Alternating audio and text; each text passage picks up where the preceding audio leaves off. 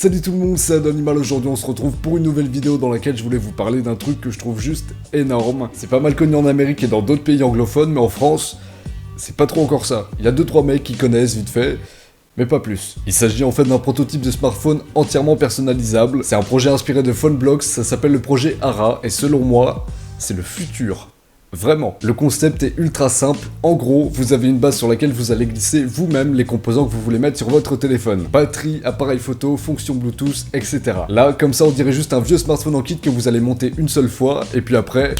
c'est torché, vous toucherez plus à rien, vous allez avoir un téléphone que vous garderez 1 an et demi, 2 ans max. Eh ben non. Ce qui est vraiment intéressant avec ce concept, c'est que vous pouvez mettre à jour votre téléphone pièce par pièce. Si votre appareil photo commence à devenir un peu vieux, vous le remplacez et vous en mettez un meilleur. Vous avez cassé votre écran, vous en mettez un autre. Si d'ailleurs vous ne trouvez pas l'intérêt d'avoir un appareil photo, vous n'êtes même pas obligé d'en mettre un. Vous pouvez mettre à la place plus de batterie, des haut-parleurs plus performants, etc.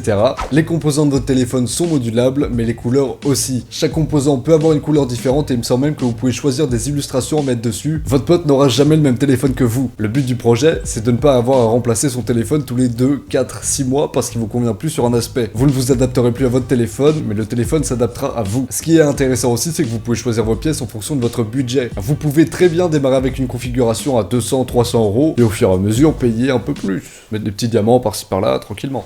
Par contre, au niveau de la résistance à l'eau, au sable, etc., ça a pas l'air adapté. Ça m'étonnerait vraiment que ce genre d'appareil soit waterproof ou quoi. À mon avis, s'il y a un grain de sable qui se glisse entre deux composants, vous le perdez.